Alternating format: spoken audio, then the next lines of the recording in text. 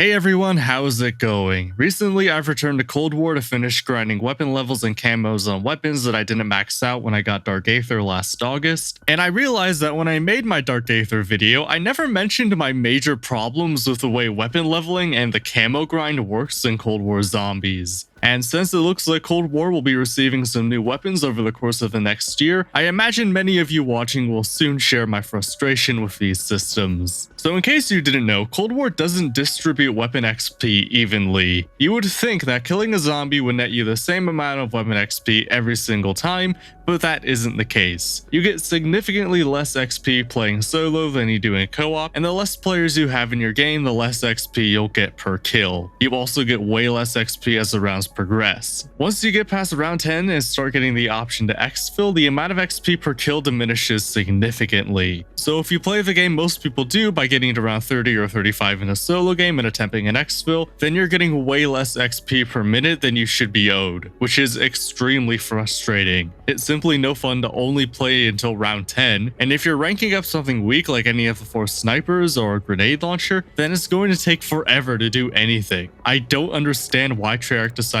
to actively punish solo players and players who are capable of getting to a high round. You should be rewarding your good players, not extending their weapon grind. And once you finally get weapons to the point where you can start completing challenges, the challenges aren't actually challenging. The first 3, where you get standard kills, critical kills, and pack-a-punch kills, are purely time-based at the end of the day. There's nothing you have to do differently when going for these challenges than you would do in any other game. And the rest of the challenges is so easy, I often find myself completing them before I even get my next weapon level. The only challenge to getting camos unlocked is actually getting your weapon to the max level so you can complete all of the challenges, which, as we already talked about, is set up to be a pure time sink where you're playing the game in a way that's very counterintuitive to the game mode's core design. Now, given where Cold War is, I highly doubt the way weapon XP works in this game will ever change, but if anyone at Treyarch happens to be listening, here's what I would do to make this much better either in the next Treyarch title or in Vanguard Zombies, since a lot of the same mechanics are being used there as well. Number 1,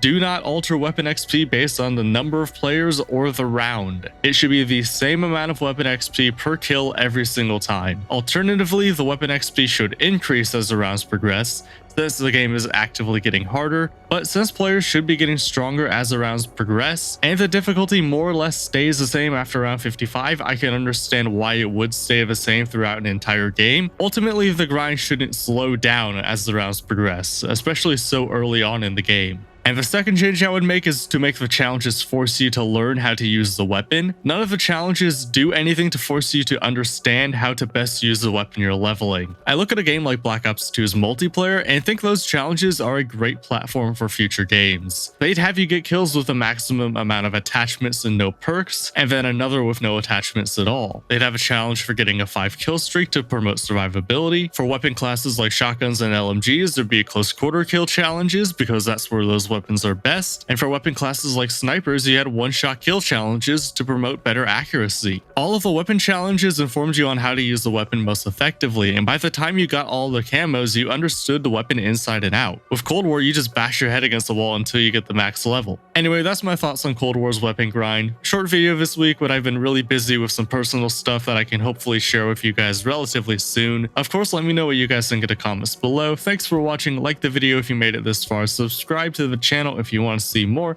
and I'll see you in the next video. Take care.